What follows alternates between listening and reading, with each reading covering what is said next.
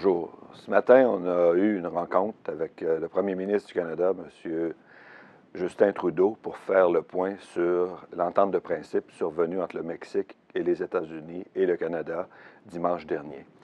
J'ai été accompagné de Pierre Lampron, des producteurs laitiers du Canada, et de Bruno Letendre, des producteurs laitiers du Québec, également de Julie Bissonnette, de la Relève agricole. Alors, c'est sûr qu'on a profité de cette rencontre-là pour expliquer à M. Trudeau les pertes qu'allaient subir les producteurs laitiers et les producteurs sous gestion de l'offre de la signature de l'entente avec l'Europe, de l'entente avec le PTP-GP et également de la récente entente du renouvellement de l'ALENA. Ces pertes en termes de revenus à la ferme se chiffrent à 480 millions de dollars pour l'ensemble des producteurs de lait du Canada. Lorsqu'on estime la valeur en quota de ces nouvelles importations-là, c'est plus de 2 milliards de dollars que les producteurs vont perdre également.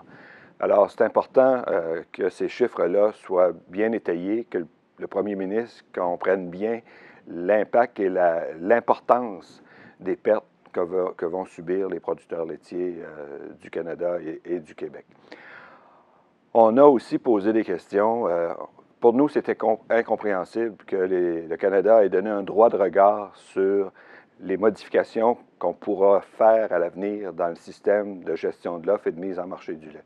Alors, les États-Unis ont obtenu 2 droits de regard importants sur les modifications qu'on pourrait apporter à nos systèmes.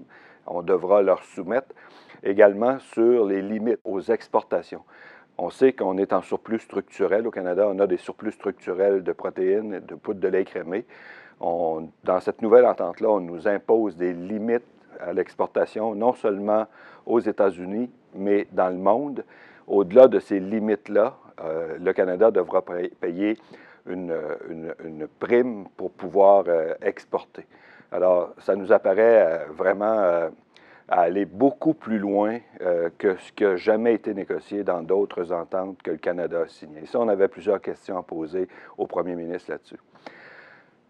On a suggéré au premier ministre de mettre en place un comité pour, premièrement, bien comprendre l'entente, mais aussi pour comment on peut s'adapter à cette nouvelle entente-là et en minimiser l'impact sur nos secteurs. M. Trudeau nous a répété à plusieurs reprises que la gestion de l'offre était conservée.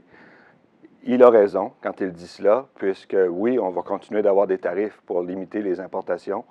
Oui, on va pouvoir mesurer les importations parce qu'ils seront faits sous contingent d'importation.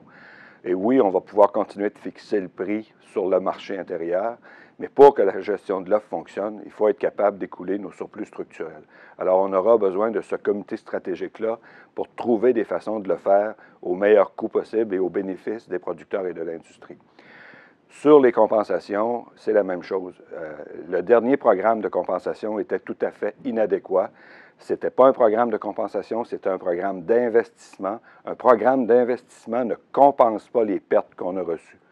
C'est 2 choses très distinctes. Oui, un programme d'investissement, ça peut être intéressant, mais ça prend un réel programme de compensation pour les pertes qu'ont subies les producteurs. On a eu l'écoute du premier ministre. Il était très attentif à tout ce qu'on lui a dit, proposé, suggéré.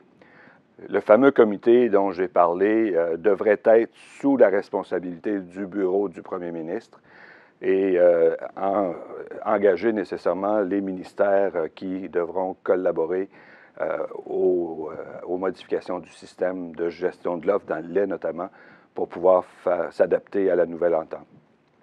Mon message est aussi celui-ci, ne paniquez pas. Ce n'est pas le temps de prendre des décisions sous l'effet du choc. Les conditions de mise en marché du lait ne changent pas demain. L'entente du PTP-GP va être en œuvre lorsque 6 pays l'auront ratifiée. Le Canada entend la ratifier à cette session-ci, donc en janvier ou février. L'entente de l'ALENA devra être ratifiée par le nouveau Congrès, celui qui sera élu après les élections de mi-mandat. Est-ce que ça ira comme M. Trump le veut? On ne le sait pas. Et par la suite ratifiée par le Canada. Et là encore, il y aura des délais. Et la ratification de cette entente-là pourrait même aller au-delà de l'élection de 2019. Donc, à court terme, demain, il n'y a rien qui a réellement changé. Et il faut se donner du temps pour trouver les meilleures solutions possibles pour que la gestion de l'offre continue de fonctionner. C'est encore le meilleur système qu'on a et c'est celui qui garantit les meilleurs revenus et la meilleure sécurité du revenu en tant que producteur agricole. On a aussi adressé la question du porc et du maïs. Vous savez, les producteurs de porc vivent une période particulièrement difficile. Les prix se sont effondrés depuis que la Chine impose des tarifs sur le porc américain. Aux États-Unis, il y a eu des annonces de fait pour soutenir la production, également dans le secteur des céréales. Ici, le Canada n'a encore rien annoncé pour les producteurs de viande, notamment les producteurs de porc, mais non plus pour les producteurs de soya et de maïs, alors que les États-Unis ont déjà pris des mesures.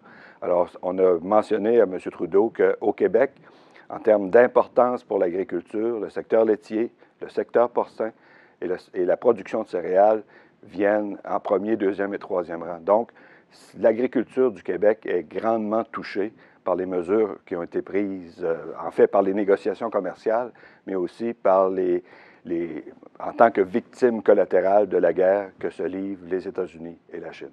Voilà pour les quelques informations que je voulais vous livrer. Continuons d'être solidaires. Comme vous, je reste inquiet, mais je reste encore assuré que c'est en travaillant ensemble et en se serrant les coudes qu'on va le mieux traverser cette période-là.